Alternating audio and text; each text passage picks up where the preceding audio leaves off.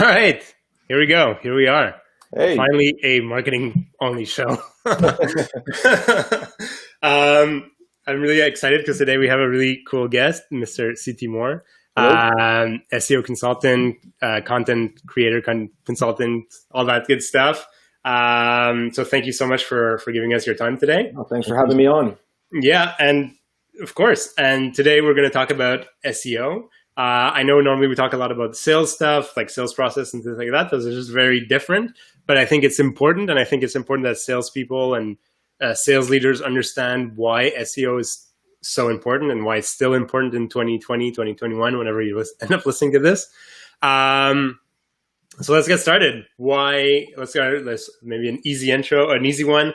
Why is SEO still important today, or what is it? Why is it still important? Well, I think the reason SEO is still important today is the same reason it's also great for lead generation or sales, is that you have so many opportunities to market online or to market across digital channels. And on Facebook, on LinkedIn, on other social networks, you can target according to so many demographics, hit any gender, age group, profession you want.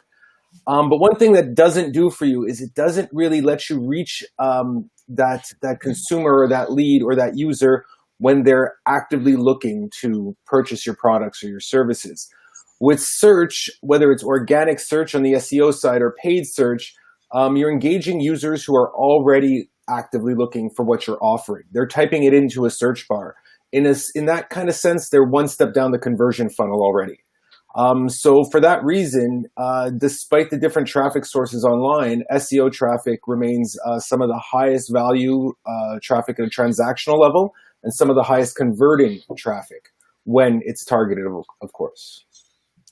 And and I think that makes sense. And so when we talk about SEO, it's obviously still is trying to rank as high as possible for a specific query, right? And I know back in the day it was all about like specific keywords, and maybe that's still the case today, but I've been hearing a lot about, like you have to structure your content differently. I mean, HubSpot talks about pillar posts and like sprocket posts or whatever. I don't know exactly what the terminology is, but is that still a thing today? Should you still be worrying just about the keywords? How does that work? Well, I think the reason pillar content or hub and spoke content or any other kind of buzzword content has become such a big part of the SEO ecosystem is because through content, you generate keywords, you discuss keywords, you relate to keywords, you interlink keywords.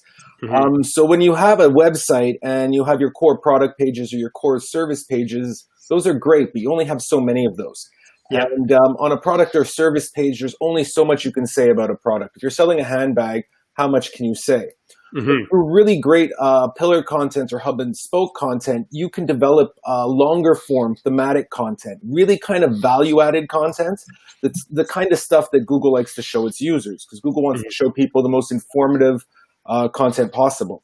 So by generating content around the themes of your products or your services, you're able to continually hit those keyword touch points. You're able to establish authority, and you're able to link back to other pages on your site. So it's really rethinking how you structure your content in a way. Right. It's not just like specific keywords. It's still kind of a topical idea type of thing, right? Yeah, you still want to follow it down your main themes. If you were selling handbags, your blog might be all about fashion tips and, showing people how to accessorize with handbags. Similarly, if you have a marketing agency and you're selling SEO and web design services, you might not want to put out so much thought leadership content as you would want to talk about, the opportunities and the latest trends in web design or in SEO, that kind of thing. Hey, CT, as a novice here, I have a question. So, a novice in the sense that I've heard SEO for many years, but I'm not a connoisseur in any way. But how would you say it's changed? So let's say for the average sales guy or the average sales organization that's saying, okay, we want to maximize SEO. I hear what you're saying about the content and using it properly, but what's changed in the machine, or what's changed in the way that people do SEO, let's say over the last 5-10 years? What is it that people have to look out for and really think about Well, a lot has changed in the last 10 years. So that's a pretty big question. I know. I'm sorry. Yeah, no, not at all. On the content side, what's changed is less of an importance on things such as landing pages, or what, like we used to call them, splash pages, and more on developing value-added content, something that's informative, something that establishes authority. So it's been more about developing conversational content, something that's going to help users out. On the technical side, a lot has changed, but a technical thing that's changed with content is the advent of structured data. You can have a web page that has a paragraph here, a picture there, and a paragraph there. That doesn't tell Google so much. But when you use things like structured data, which is a series of HTML tags, you're able to say to Google, hey, this is a product page, and this over here is a product description, and this here is a product image, rather than, just being a random block of text. Okay. And that's a pretty big opportunity for sales, because if you have an e-commerce environment, you're able to clearly communicate to search engines that these are product pages that have some kind of offer. You can even flag the price. It can create a really rich snippet experience in the search results.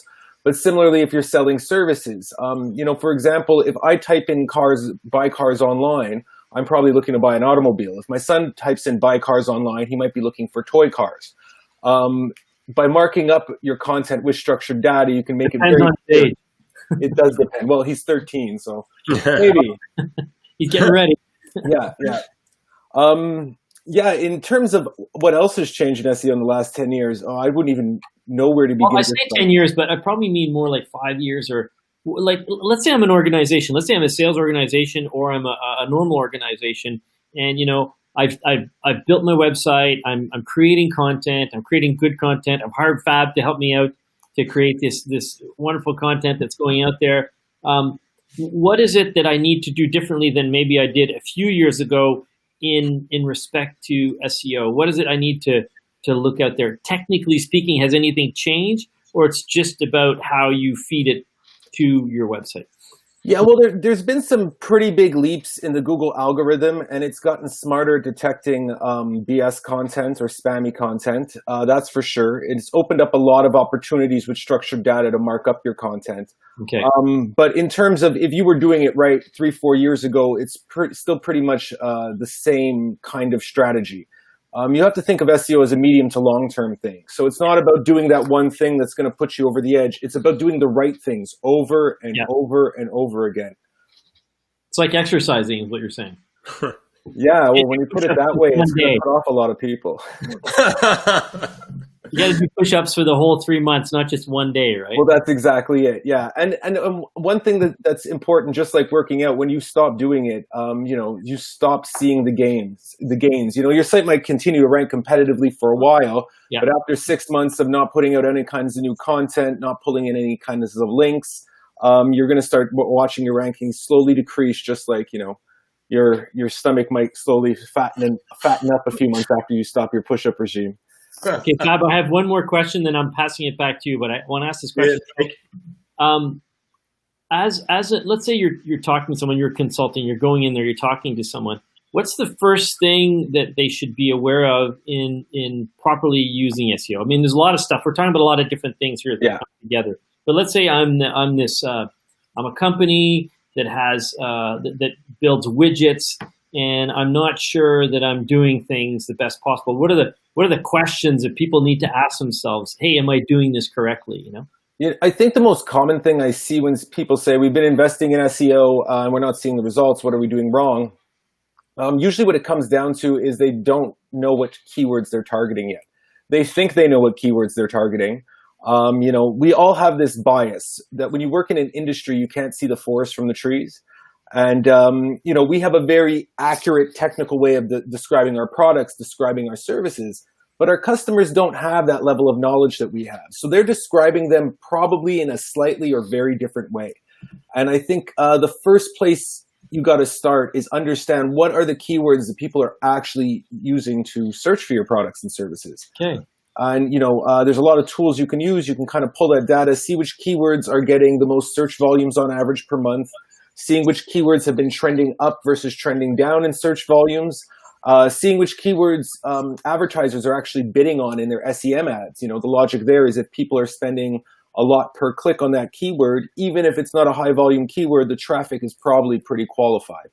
So would it be, just to bring it down to layman's term, would it be like a garage, let's say mechanic garage, putting out, proper bearing pressure for your wheel? They think that'll be the keyword, Exactly. but it really turns out to being, I've got a wobbly wheel. What do I do, right? The wobbly wheel and the bearing thing is perfect analogy, especially for me because I had problems with the wheel bearing and got stuck this summer.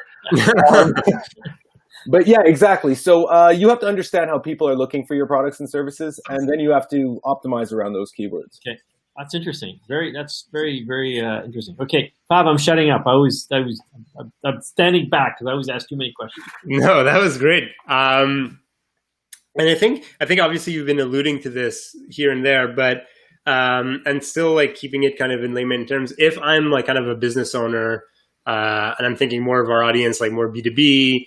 And stuff like that. And I've maybe put some effort into SEO, like maybe when I redid my website, redesigned my website, but I'm not seeing search traffic coming in, even just traffic. Let's not even talk about leads yet. But what are some things that, as a layman, what should I be doing or thinking about? I mean, obviously I could just give you a call. Call CT. Are you going to flash my phone number across? I should do that. First you have to understand why you aren't getting the results. Sometimes you're not getting the results because there's a technical issue on the site that needs to be addressed. It could be a number of other things, such as a lack of content. A big thing people overlook is the competition. Maybe you're stuck on page 3. Your competitors at the top of Google on page 1, and they're blogging, you're blogging. They have product pages, you have product pages, and you don't understand what's going on. Is doing a more deep dive competitive analysis. Sometimes it's just competition. It could also be that as much as you're doing every right thing, the marketplace for the keywords you're targeting around the services you're offering could just be so competitive that you're not doing enough. So it could be a question of more content. It could be a question of trying to attract more backlinks. It could be a question of just resolving a technical issue, or adding more pages, product pages to your site. It's not an easy question to answer. Clearly. No, it's not. Hey, Fab and CT, I have a question for both of you. Okay. So, other than the content and the product that I have, from what I'm hearing here, SEO is one of the most important things that I should be considering when I'm going out there in the digital world. Because what I'm hearing is that I could have like the best product, I could have the best service. If I'm not tweaking my content and my strategy properly, the whole thing could just nosedive. Well, you have to be getting it in front of the people who are looking for it. But yeah, it's something you need to work on continually because of the medium to long term. So it's something you should start out with. If you're going to launch a product site, you don't want to say, oh, we'll start SEO in 6 or 12 months. It's something you want to start working on. While you're working on it, you'll probably have to invest in other channels like SEM or social ads to kind of pull in traffic until you build up some credibility. But yeah, it's important because it takes time to build up. But the flip side of that is it's also about building equity. For every other kind of digital channel online, there's a constant cost per click or an increasing cost per click. Once you achieve a certain ranking organically, every click that you get on that costs less than the previous click. So you're building up equity online, and that's why it's so important. Okay. Yeah, exactly. And I think that's, like as CT said, it takes a while. And so, and we've talked about this regularly on the show, right? Marketing other than the ads, takes a while to kick in, whether like even just podcasting takes a while for you to get your audience up. And so the earlier you start, the more you'll win at the end of the day. If that is more SEO good? Well, we don't have a website. So I'll say no. But we should. And CD will talk to you afterwards. After we'll talk to you. Yeah, no, I mean, it definitely is important, and it's something I think is often overlooked, or something and it's weird because I remember when I was, early in my career, I worked in advertising. I worked in a digital ad agency. Well, branch, and SEO was like always the last thing. We'd always still go see the SEO guy at the last. By the way, we're launching our site tomorrow. Can you make sure it's SEO optimized? That gives us And heart attack. What's that? That's a way to give him a heart attack. Yeah. And so I still feel it's We're a lot of getting it is like that today, where we still kind of tend to ignore. And I think either we ignore it because we don't know, or we just assume that Google's going to pick stuff up, right? Like your bearings earlier. Oh, well, I sell bearings, so Google's going to pick up my site about bearings. And then they're like, why am I not picking up, like 3 months later, I'm searching for myself and not finding anything. Right. Yeah, it does seem to come in as an afterthought a lot of the time. It's always, if you're relaunching a site, it's always cheaper to build SEO into the build than to retrofit it afterwards, right? So that's another thing. It's cheaper to think about it in advance than to leave it for an afterthought. And there's also the opportunity cost. Because it's going to take you a long time to build it up, every month you wait is kind of an increasing opportunity cost. I would say anytime you're building a site, you could probably find one online in many places. Download a free SEO checklist, a basic checklist. That should probably get you cover at least half or 3/4 of your bases if you're not building anything super custom or complex. But yeah, at least start thinking about it. And if there's things on those checklists you don't understand, then go ask your SEO guy or find an SEO guy and see if that's something that's really affecting your project. Right. And, is like the competitiveness of my industry something to factor in? So if I'm in a, like, say, very niche industry, let's say I sell, industrial pumps to like commercial buildings. The friend we had on a few months ago, they sell handrails. And right. They're always ranking number 3. I don't know that they had to work that hard on their SEO. Well, that's another thing. If you're niche, to speak to niches, a funny thing about startups is some startups, they actually think of SEO right out of the gate. The problem is they're disrupting an industry. Nobody knows that their thing exists, so nobody's searching for it. So that is sometimes a challenge with SEO. You have to do a lot of knowledge and education because, before, I'm sure I can't think of an example off my head, but yeah, before Uber, nobody was looking for car share online, right? Right. It takes someone to come along. So if you are first out in something very niche, yeah, you'll rank number 1, but nobody's looking for it. So yeah. That's very that's interesting. It's a good point. So you still need to work on your SEO because you want people. What is it they're looking for that might make them think that they would like a product like ours? Because if they don't know it exists, if you don't know the bicycle exists, and you're looking for mode of transportation that doesn't use an engine, you need, as a bike manufacturer, you need to put that in your content. Exactly. Yeah, and I've had a few startups reach out to me, and I'm like, well, there isn't really an opportunity there. You should call me in like a year or 18 months after you've gotten some TechCrunch coverage and people are actually looking for what you're selling. Very interesting. And how about the opposite, Fab? How about when you are in an industry that's saturated? I mean, that to me is, like, for example, I'm a sales consultant. There's a million of them out there. I mean, how do you use SEO and be original? What do I say? Naked sales consultant? Like, what do you do? Well, I don't know if that converts. You do what you got to do. Yeah. So if you're in something that's oversaturated, you really want to define your market, right? There's hundreds of different kinds of sales consultants, so you got to define that. So your high level site will be optimized around sales consultancy words, but the content you're going to develop to bolster that is going to speak more to your target market or speak more to your USP or that kind of thing. So if you're a sales consultant for, let's say, I don't know, wheel bearing manufacturers, you want to start developing content that talks about sales tactics in the wheel bearing space. Well, you said it earlier, and Fab said this to me a lot in the past too, is give people real value. In the old days, a lot of, the old world curmudgeon sales consultants, that they sort of give you like this spicy tagline, and they're trying to suck you in to buy a bunch of content.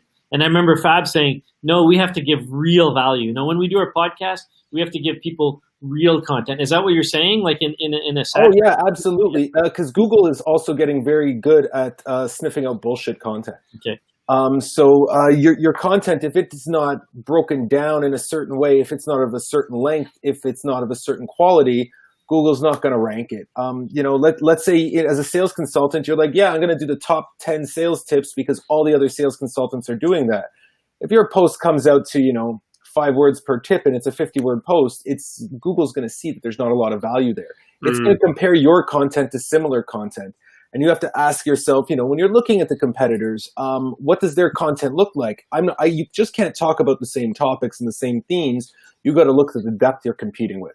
Okay. I had one client last year, and we couldn't figure out why some pages couldn't overtake the competitors. And the competitor's page was ugly. It was hideous. It scrolled on forever, and it turned out to just be the length. We had a 250-word product page, and the competitor was creating these 1,500-word pages. So you come to the page, and you have the product description and image, and the user reviews, and then below that, you have like paragraph after paragraph that was just giving examples of how you could use their product in different ways. And to this day, industries where it's useless. Like I think of the fashion industry.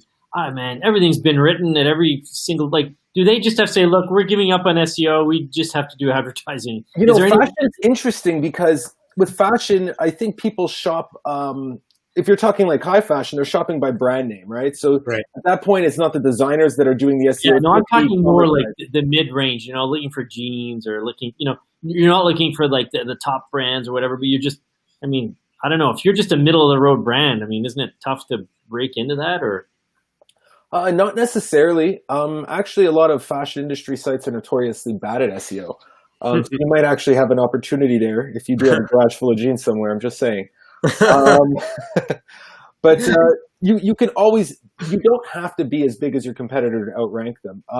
It is possible that they're so much larger than you, and that the market, or there's so many more larger players that have so much more budget that they're just doing so much more than you can ever do, that you might not be able to overtake them, but you can still pick up a lot of traffic. You can also start looking at medium to long tail opportunities.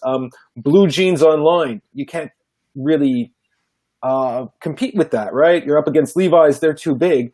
But to go back to what I was saying about being a sales consultant, what's your niche? What's your USP? If it's blue jeans online with rhinestones, or blue jeans online that are ripped, then that's your opportunity. You can really focus in on your niche.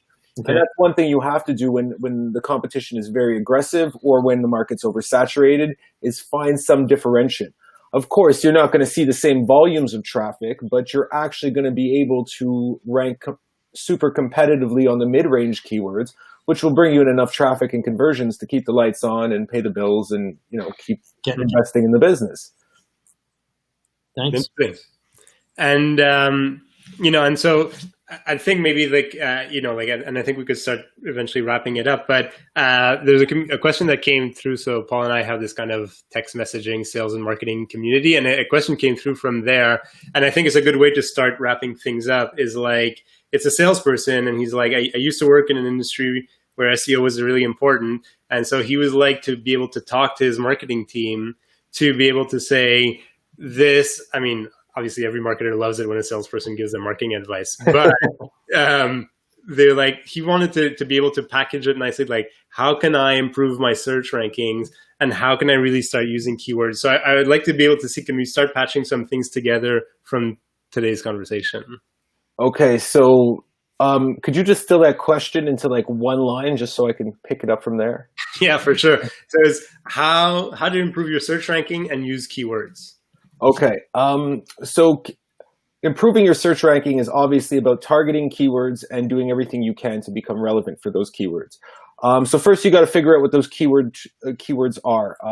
So identify the keywords that are getting searched and that are converting. And with those, first optimize your core pages, your product pages, your service pages. You're going to want to make sure all your title tags and meta descriptions are keyword targeted and relevant while still being on brand. And then making sure those pages actually have some kind of useful content on them that uses variants of those keywords. From there, develop content around those keyword themes. Maybe a blog post every week, 2 posts a week, 1 post every 2 weeks, and keep linking back to those pages. You keep doing that for 3 to 6 months, you'll start ranking competitively on at least medium long tail versions of those, and you can kind of see from there whether you need to invest more in SEO or not.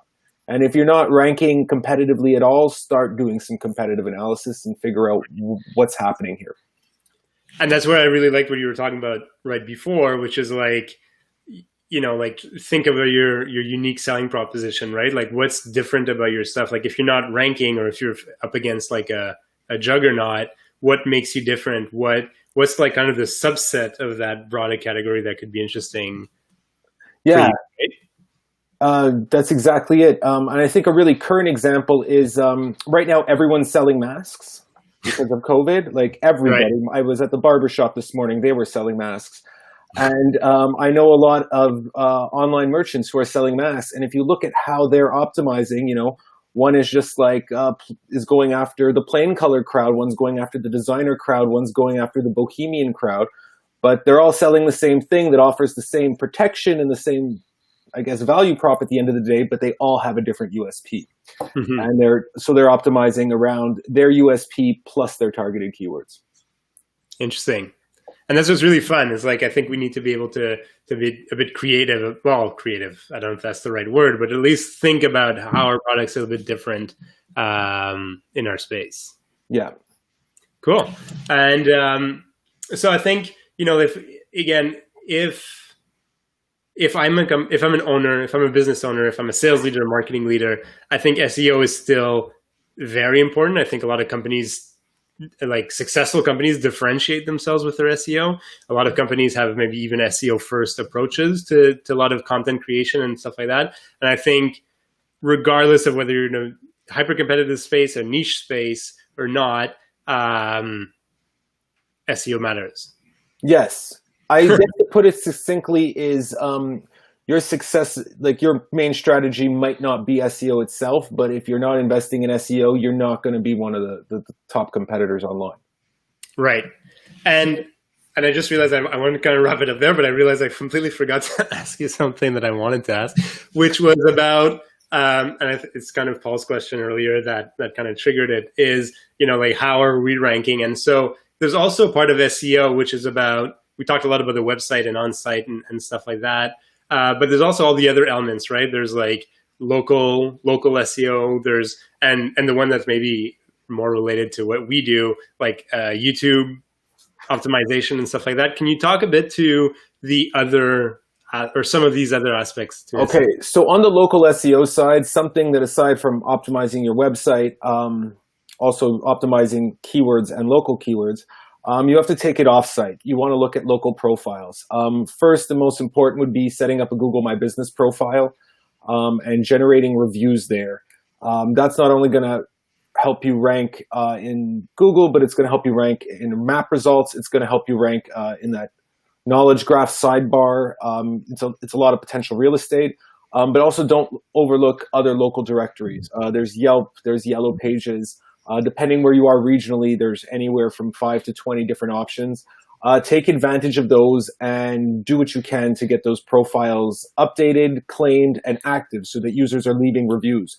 Once your Yelp profile starts accruing reviews, Google's likely to pick it up and show it in Google results. So even if they're not hitting your website, they're hitting one of your local profiles. So that's something you need to think about with local SEO. And just like on that, if I can interrupt, Yeah. sorry, but I remember a long time ago, I worked for a financial consulting firm, and that was kind of like when Google My Business kind of first started coming out and stuff like that. And I had claimed the profile, even though we didn't really accept clients in the office, like clients would walk in, but we weren't like a location first business, right? And so I'm wondering, does it matter if like, should you only worry about local if you're like have boutiques and stores and stuff like that, or does it matter for everybody? It doesn't matter for everybody. If you're an e-commerce website, Right. you might have a local address, but it's a distribution warehouse. You don't want anyone showing up there. You should probably still have a Google My Business, but if it's not getting local foot traffic, people are unlikely to leave reviews. Actually, that's Right. not necessarily true, but it's unlikely to show up in results because unless, like if you're Amazon, they're obviously going to have physical addresses for their distribution warehouses, but no one's searching for Amazon Warehouse Montreal, Amazon Warehouse. Maybe someone is, but generally people don't. If they want to buy off of Amazon, they're going to go to the website. So yeah, it's not important for everybody. Okay. If you have any kind of localized presence or brick and mortar presence, you don't even need a brick and mortar. You could be service based. But if you have any kind of localized strategy for connecting with your clients or your consumers, local becomes a consideration.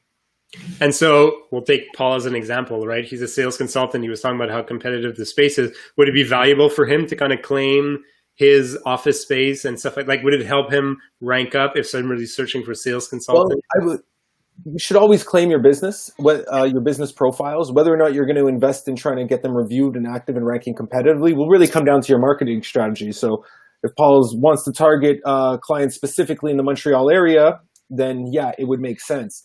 Outside of that, it wouldn't do very much. So you want to focus more. If you're focusing on leads from specific industries, you're going to want to focus more on site. Gotcha.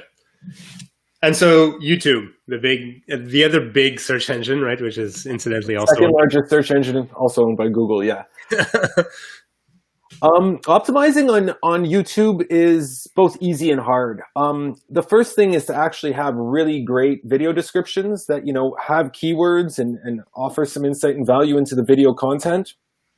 The easiest way to do that is get a piece of software that just like transcribes the script of the video and drop it in the description area. Moz does that a lot. For tutorial videos, but you can actually read the transcription below the video if you don't want to play it. But it gives, now that video on YouTube, both YouTube and Google have a lot of keyword relevant content there to associate to the video. Interesting. That's the easy part though. Of course, you want to hashtag it with relevant keywords as well. But the hard part is it's kind of a chicken or the egg ecosystem. You need to get a lot of plays and a lot of likes to rank competitively. You can only get likes with a lot of plays, and you can only get a lot of plays if you already have a lot of plays. So in terms of building out views, you're going to need some kind of non-SEO strategy to get at that initial audience. I don't know what the threshold is off the top of my head for a video to show up really high in the searches, whether it's 1,000 views, 10,000 views, I couldn't tell you. But yeah, you're going to need a strategy to build up those views if you want that video asset to be a ranking asset that kind of gets into. Is it easier to build it up on another platform and just send people to YouTube? Well, if you embed the YouTube video on another page or platform, yeah, it's the views are still attributed to that video, right? So that would definitely work. But usually it's probably easier to get it noticed a lot on YouTube, because you could just, if you're sending people from a platform to a specific landing page with that video, you can also just send them straight to YouTube. Maybe you don't want them leaking off of your site. And that's more like a search on Google, and then, so if you have something very specific that's working well there, then send them to your video. Yeah, well, you could do that. But generally, if you want to rank a video, it doesn't matter if you place it on your site or you just leave it on YouTube. Let's put it this way: if you embed it on your site and it accrues a lot of views and gets a lot of traction, that page on your site's not going to rank. It's going to be the video on YouTube. Yeah, that's what I mean. Yeah, the YouTube video is still going to rank, but is it a way to get those rankings up? Yeah, absolutely. Every play, every interaction from the video, no matter where it's embedded online, goes back to helping the YouTube version to rank. Yeah. By the way, it's not because I'm a host. You can tell me it's a dumb question. No, it's not at all. All right, great. Thank you so much, CT. I think obviously SEO is a massive topic, and we can probably you could probably talk about it for hours. But thank you so much for stopping by. Thanks for having me, guys. All right, It's been fun. Thanks, everybody. Have a good one. Right.